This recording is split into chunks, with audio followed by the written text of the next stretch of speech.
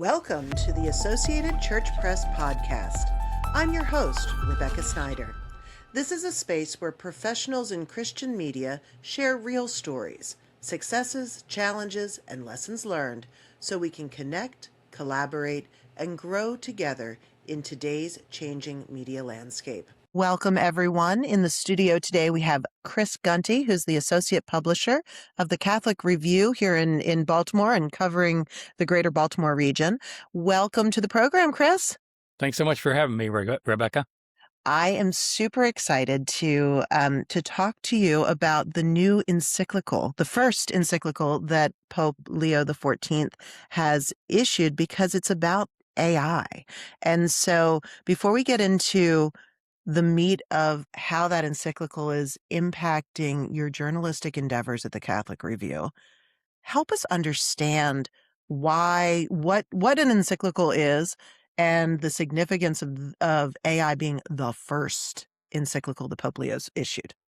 Well, an encyclical is a very formal pastoral letter that is issued by the Pope. There are kind of various levels of pastoral letters. There are encyclicals, there are apostolic exhortations, there are papal bulls. So there's a number of different things, but encyclical is really kind of one of the highest things of exercising his papal authority. Now, that doesn't mean that it's infallible. And that's something, because a lot of people get confused about papal infallibility. If he said the sky was green, okay, well, the Pope is infallible, therefore it's true. No, the Pope is infallible only when really designating speaking infallibly. A pastoral, an encyclical is not necessarily infallibility, but it is part of the magisterium, part of the teaching of the church. And so we take encyclical letters very, very seriously. And so when I first started in the Catholic Press 45 years ago, my editor was very committed to making sure that anytime the Pope issued an encyclical, we would publish the full text, because there really was no other way for our readers to get that. They wouldn't read it in their local newspaper. There was no online to go and read it. You'd have to wait several months for the book version to come out. And so we would set aside 4, 8, 16 pages in the newspaper to print an encyclical or an apostolic exhortation, because they're so important. Nowadays, the fact is that, the day it was released, everybody had it. It's available. It's available in a bunch of different languages on the Vatican website. Now people are starting to put book versions available of it.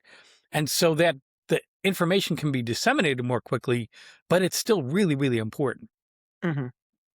So, and when you say that it's the teachings of the Vatican, do people debate that? Do they talk about it? I know it's not infallible. Sure. So is it up for sort of discussion in some ways, or do you kind of take it as, here's where we are, and then only later would you kind of react to it? Yeah, I think that there are people who can debate it, but I think one of the values of this, and especially this encyclical, Magnifica Humanitas, the magnificent humanity, or the grandeur of humanity, is the title of the document. I think one of the things about this document is that it is happening in the moment. Mm-hmm. So a lot of past encyclicals have reflected on developments that took place over the last decades.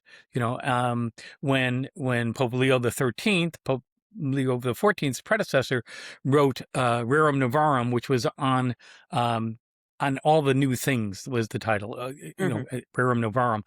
And that was about the Industrial Revolution. But the Industrial Revolution was very well underway. Mm-hmm. Pope Leo, even since his election to the papacy, has been on the forefront of talking about artificial intelligence and how that works, how we work with that as humans, what it means for us as human people. So for him to be one of the primary voices in this discussion very early on, and I know AI has been developing in that, but we're still kind of at the infancy of this. Absolutely. And he's kind of trying to put a framework around it to say, this is how we need to perceive this technology and how we need to think about using it. Well, and it strikes me that his writing is approaching the idea of AI in real time in a very different aspect. Like it's in a very holistic view in like Sure. how this relates to how we operate as humans and what it Right. means to be human versus a lot of the discourse that you hear that's very kind of tactically oriented, like it's a done deal and, just figure out how to integrate AI into your life. It feels like he's taken a step back. And I wanted to relate that or get your opinion on how that relates to Catholic theology and sort of the importance of him talking about AI now and using that voice in that way. Yeah, I mean, you're absolutely right that a lot of what we've heard and read and seen about AI has been on the technical aspects of it. Hmm. What can it do? What does it do? All of those things. How much does a data center cost? How much water does it use? How much electricity does it use? Do people want a data center zoned in their backyard? A lot of it has been on those logistical and technical issues. And Pope Leo is saying there's a human aspect to this. There's Hmm. a way that we need to think about this of how we relate to this. Um, uh, Years ago, when I was in college, I wrote a short story about robots in a factory, and essentially starting to decide to unionize because they didn't like their conditions. And so if you kind of carry that forward, it's like, how do we think about technology in a way that we relate to it uh, in a way that's healthy? I think that's part of the question is, what is an appropriate way to use this? AI is here. It's here. Hmm. I mean, unless you don't access the internet at all, unless you don't ever, ask Alexa to, is it going to rain today? AI is here. It's out there. The question is, how do we work with it? How do we balance it? Yeah.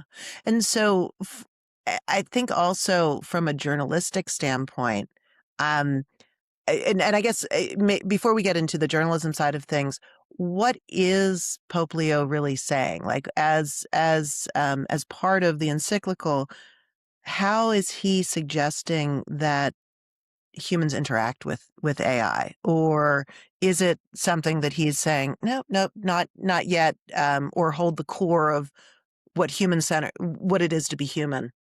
Tell me a little bit He's about not that. at all saying don't use it.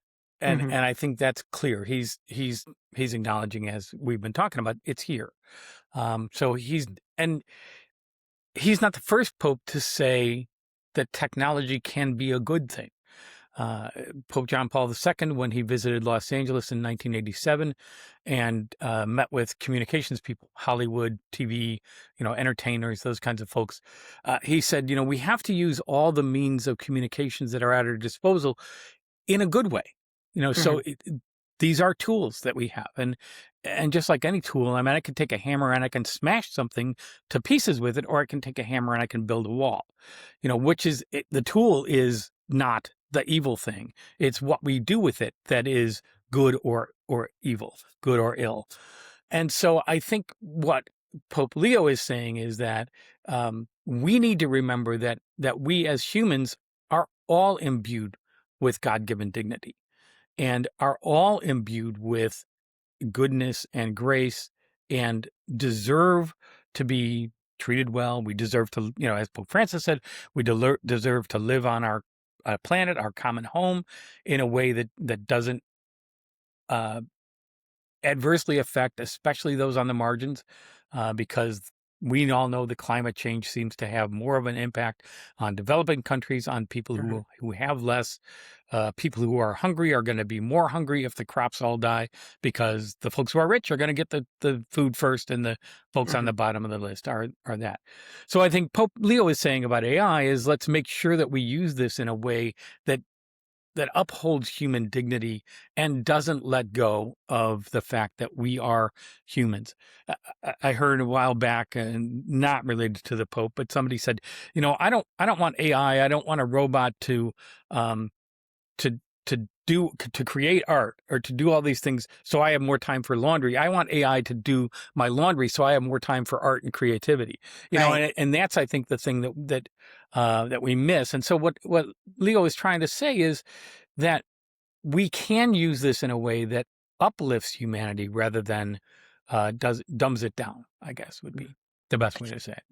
Well, and I do feel like Pope Leo has like this is very on brand, I guess, for what he has been weighing in on. He hasn't had this is his first encyclical, but thinking about it in that context of human dignity and preserving basically the light of God in everyone, that is so in tune with the other sort of public statements that he's made, and it feels like he's been very in the moment. And there's so many issues that he's weighed in on and really spoken out very strongly about.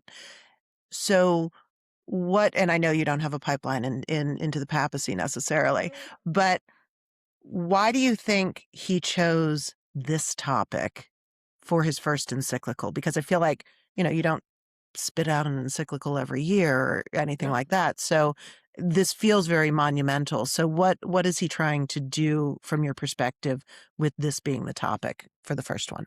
I think if we look back to Leo XIII and Rerum Novarum, that that pope in the late 1800s was speaking to a world that was facing the growth of the industrial age. Mhm. And that was a momentous time for people.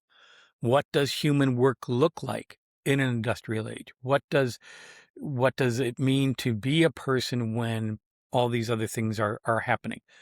I think Pope Leo is taking the same approach, Mm. just as Pope Francis did with Laudato Si, which was his climate change document. He's Mhm. looking at this as really a turning point in humanity and seeing that AI is going to be integral to every part of what we do, what we say, how we live. How do we do it well? And I Mhm. think he's identified the moment and saying, this is the time, because otherwise you get to be part of the conversation after the decisions have been made.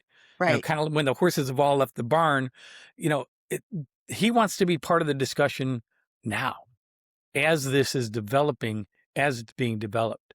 And so I think that's why when you look at what he's doing, it's to say we want to be part of this discussion so that there is an element of faith, there is an element of morality that is considered in all of these technical decisions.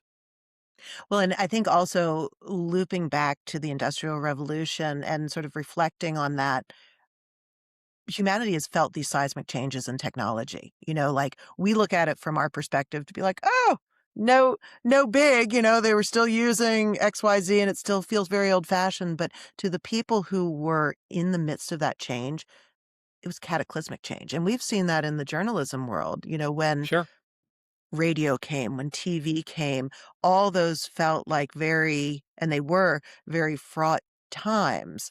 And now we have a different yet similar time where we have all these different pieces of technology going on. I love the idea of having people of faith in on that conversation or not necessarily asking to be at the table, I guess is the better way to put it. Right. It's because it feels like in our current society, issues of faith, issues of ethics, sort of that spirituality, that groundedness, those seem to be swept aside.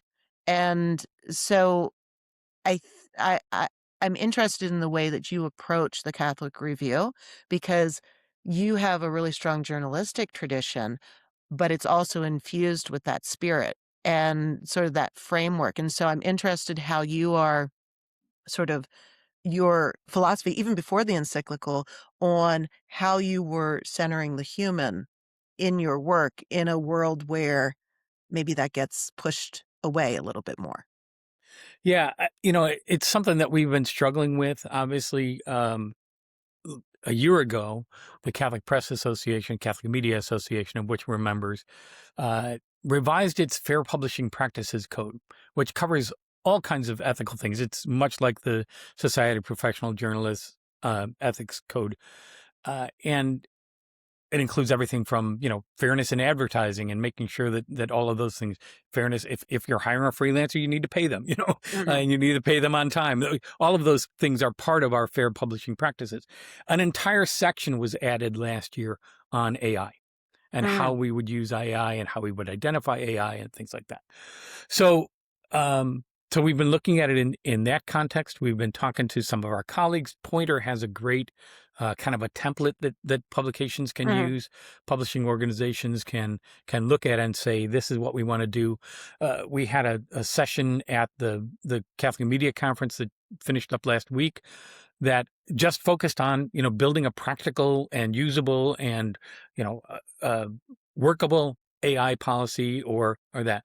One of my colleagues from the Arkansas Catholic said what they decided to do was publish AI practices for their publication, not AI policy, because Mm. policy can change. But here's our practices.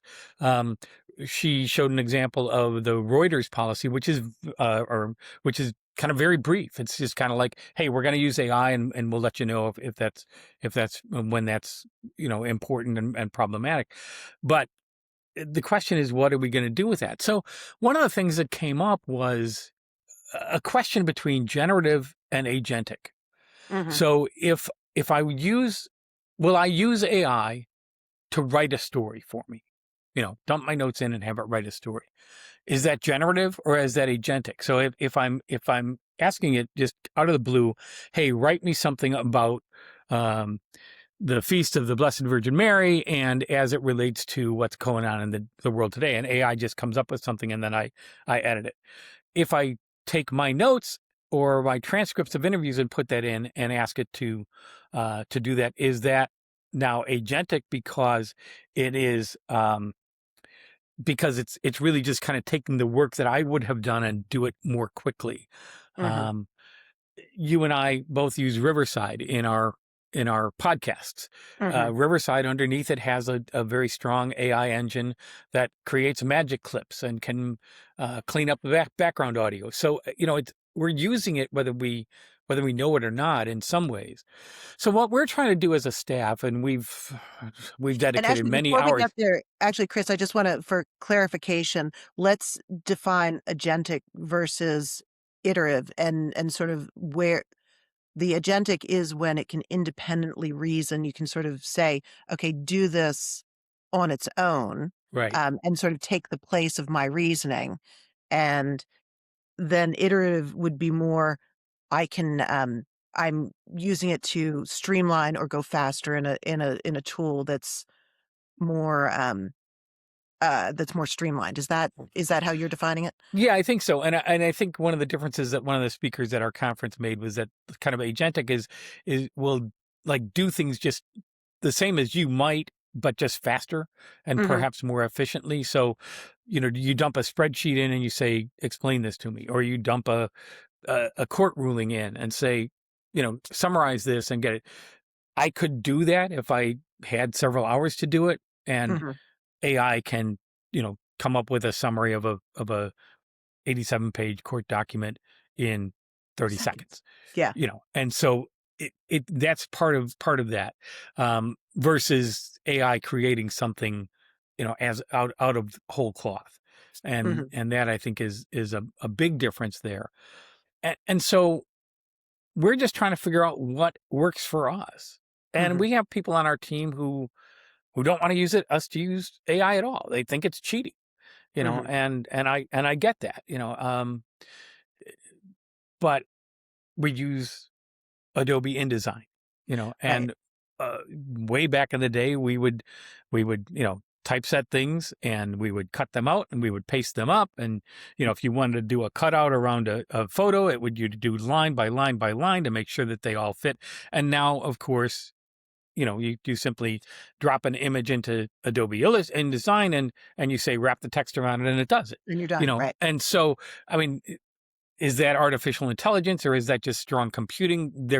Where is that line Mhm. between where that comes? But we're all using tools that are computer based, Mhm. and they make our lives easier. They make our work much more efficient than it used to be. And in fact, if you go before I started in journalism, people were doing hot type and all of those Right. things, and so there was we all use these tools to make us better, and then maybe we can spend more time writing better stories, editing better stories, making better pictures, making videos, doing those kinds of things that we as people should be doing. Hmm. So it's interesting. One of the people at the workshop I was at said they will never use AI to create sacred art because there Okay. must be something of the person in the creation of that art. And if you're Mm. asking AI to do it, then all they're doing is it's canvassing, millions and millions and millions of art images and bringing you what it wants. So they said, especially for sacred art, we will never use that because we want the human person to be involved in that. And Hmm. I think, okay, that's a good line to draw. For us, for example, a very quick kind of way to use AI might be to take Archbishop Laurie's homilies and put it into AI and just say, can you summarize this in a 500-word story? Right. It'd be a very effective way to do it, but it's our Archbishop and it's his homily, and we want to make sure we get those right. So we're not going to use AI for that. Hmm. And that. So part of what we're trying to figure out is what will we use it for? We use it sometimes to generate headlines. We use it sometimes to generate summaries of our podcasts. And again, those are simply taking content we already have and saying, give us some suggestions about this. There's also that trust but verify. So Right. we know that AI can hallucinate. And we know that it can get things wrong. In fact, Pope Leo, when he went to Spain, told a group of reporters that he had kind of asked on the way, did an AI query and said, so what should the Pope say to such and such a group? And AI came back and said, well, Pope Francis would say, da da da da da. And he's like, perhaps you haven't heard there's a new Pope, So, AI is still catching up. I was working on a project to summarize the year of 2024 in the Catholic Church in the U.S. Hmm. And I had made my outline, and then just to check the outline, I asked AI to give me an outline for the Catholic Church in the U.S. in 2024. It missed the National Eucharistic Pilgrimage and National Eucharistic Revival, which had thousands of people on 4 routes coming from all around the country, converging in Indianapolis with 60,000 people in attendance. AI missed that. That's a big miss. It's a big miss. And so that's where you have to say, okay, I may not know everything. I know I don't know everything, but I know what I need to do, and I know what I need to check. And so that's where I think we need to remind ourselves that this is not flawless. Hmm. It's not perfect. And thank God it's not perfect. I mean, really, literally, thank God it's not perfect, because we don't want to be too trusting of it. And we don't want to Right. get to the point where we just accept what the computer is giving us.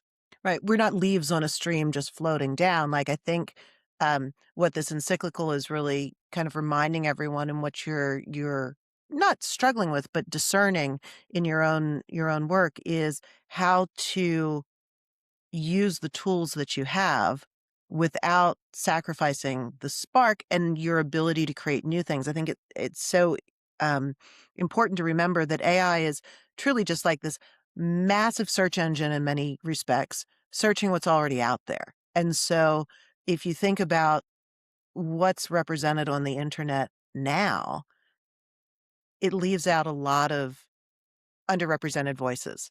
There's not voices of color. There's not as many indigenous voices coming out. There's not, like, it can shuffle the deck and bring you new combinations that seem very novel.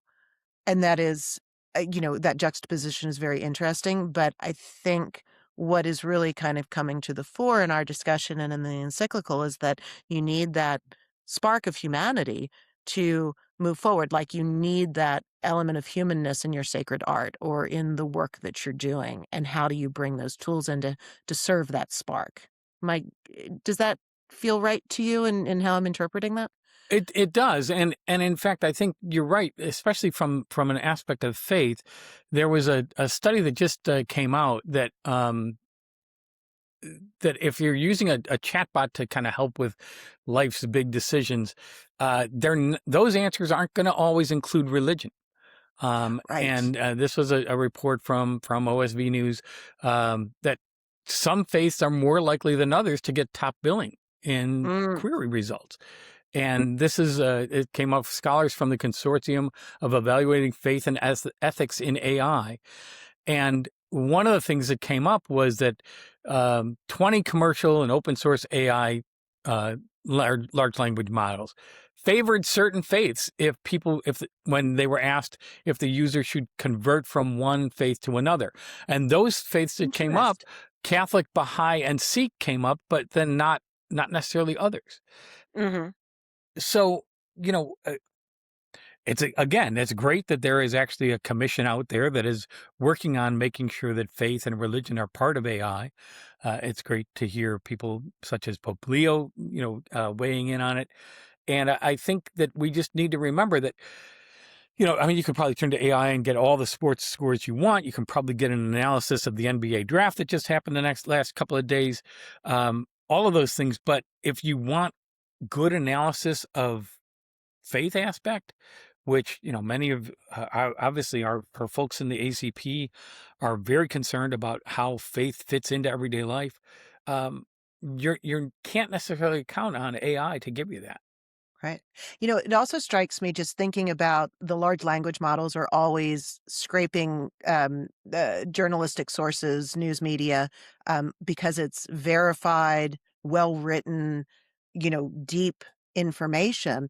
And we've seen such a culling or shuttering of religion beats across the US. And of course, we're Sure. in other countries as well, but I'm more familiar with the US. So like the coverage of religion in news media has um, not only diminished, but it's also, I think, shaped in different ways because secular reporters are reluctant to cover religion as an institution, and they're in some ways it feels like they're scared of it. So I'd love what's your read on sort of how religion is covered in the press? Yeah, I think you kind of almost hit the nail on the head there. You talked about some reporters are reluctant to cover religion as an institution.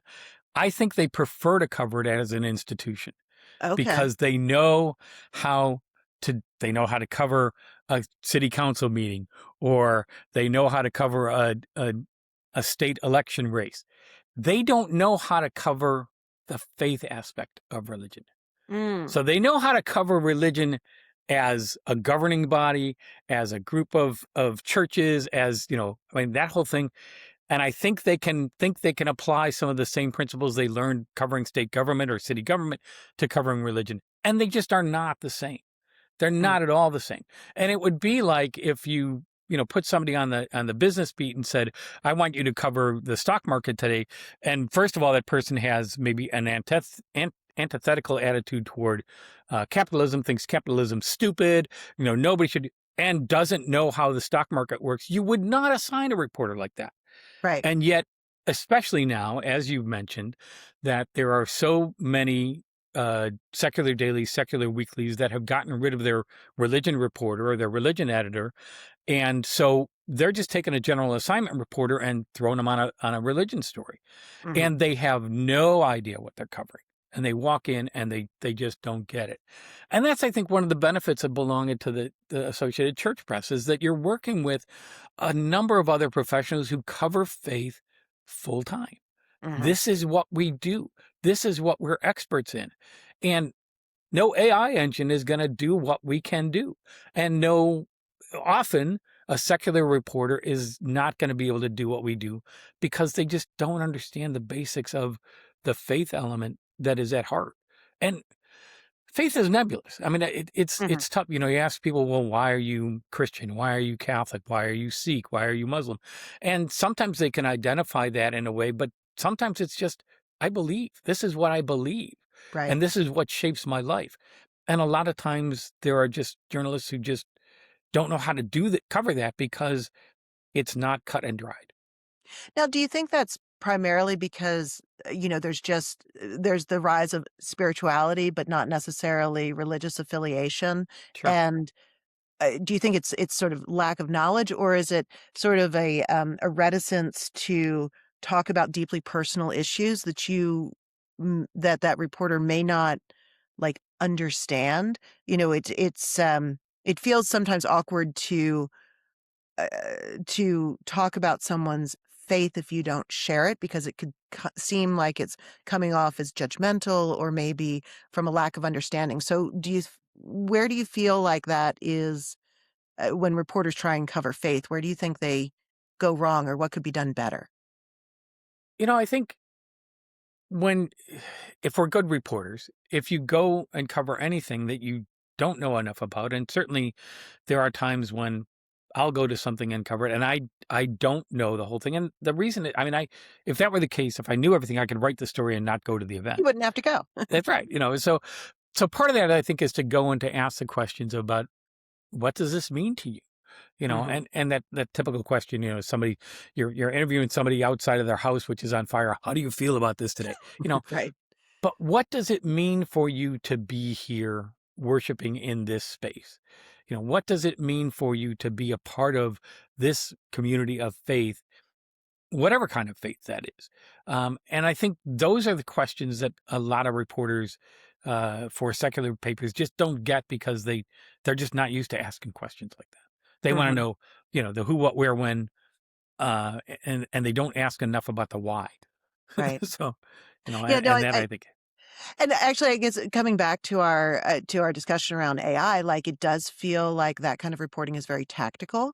And what yes, we really need is to have the why of it, the context of where this sits in kind of like our goals for humanity writ large. That sounds so like esoteric, but that kind of feels like that's what Pope Leo is really centering how we use technological tools in service of our goals for humanity. exactly. And so, is there anything from the encyclical or from those teachings that has shaped or shifted how you're operating at the Catholic Review?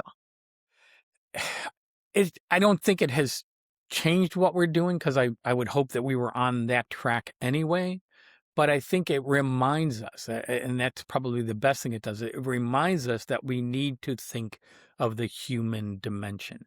One of Mhm. the things that we tell our pastors, our readers, is that we're good at what we do because we know this, and we have experience in this, and this is what we're doing.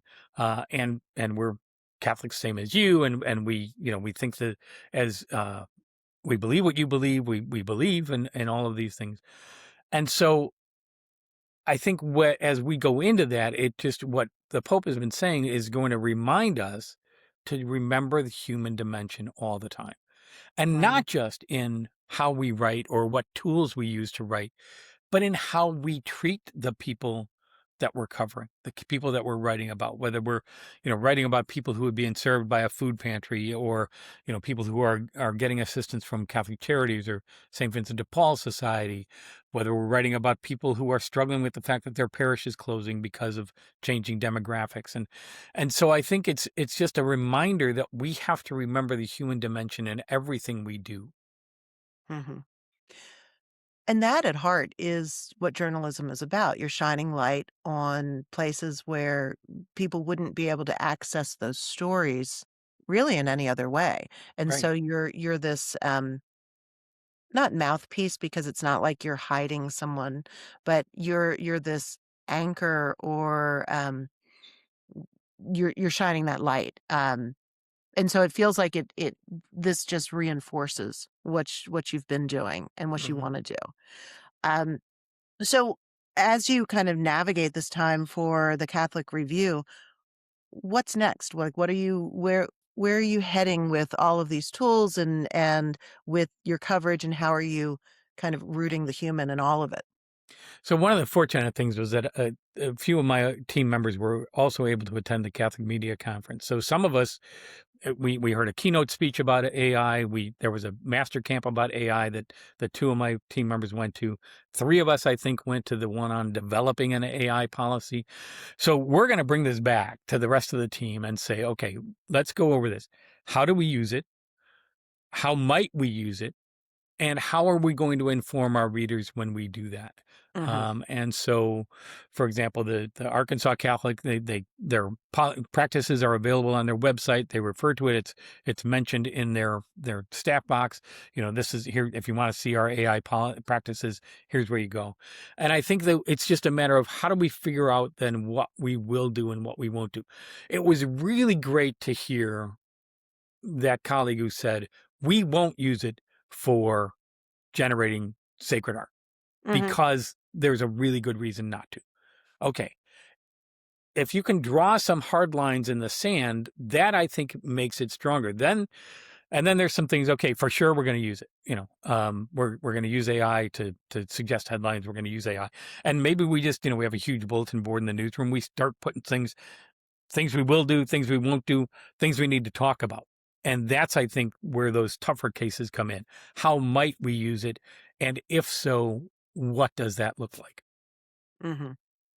No, that sounds like a really good and specific way to move forward. Do you find that your colleagues in the Catholic press, like, are you in unity on how you are planning to use AI, or are you finding there's real differences between different outlets?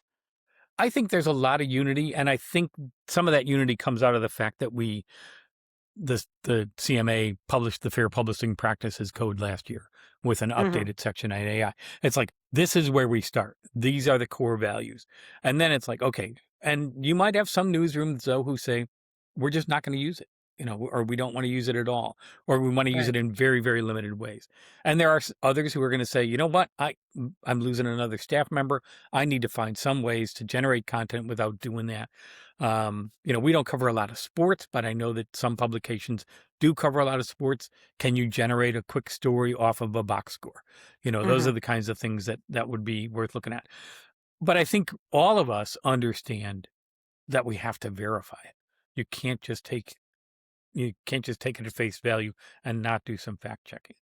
Right. No, I think the idea that you're always discerning and not struggling with it, but like discussing the content, like you can't just take anything at face value.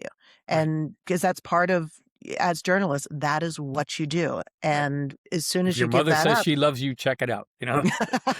exactly, exactly. Yeah, but one of the other interesting things too is I think that because this is so fluid, I think it's important to go back and look at that, every 6 months, 12 months to say, what are we doing? My colleague in Hmm. Arkansas said they published their practices last August. They're going to look at it again in July and publish, any updates or whatever this August. They want to make sure they're looking at that at least once a year to say, okay, what are the new developments and what's been our experience with this? And I think that's the other thing is that, once we get going with this, the more we have an idea of how we use it, what are the stumbling blocks, what are the opportunities, I think that gives us another opportunity to get better at it. And so if that means we're going to change our practices, we shouldn't be afraid of that. Yeah. It's a continuing conversation. And so I'm really it's exciting that Pope Leo the 14th was focused on this and brought it up and raised it up out of all the issues that he could have chosen. This was a great issue because I think it speaks to a lot of what's happening in the world today, that sort of intrusion of technology and just always reminding us that the humanity has a place at the table and should be included. Those discussions of faith and spirituality should always be at the forefront. So I'm really glad that you're doing that work. Yeah, we should be starting with humanity and saying, how do we use this tool rather than starting with the tool and saying, oh, how can we fit humanity into that? Life lessons right there. Well, Chris, thank you so much for joining me. This has been a really interesting conversation. And I thank you for coming on and telling us and Thanks so talking much to us. for having me, Rebecca. Thanks for listening to the Associated Church Press podcast. If you enjoyed today's conversation, be sure to subscribe wherever you get your podcasts so you never miss an episode. Follow us on social media for updates, member stories, and more from the ACP community. Until next time, keep telling the stories at the intersection of faith and journalism.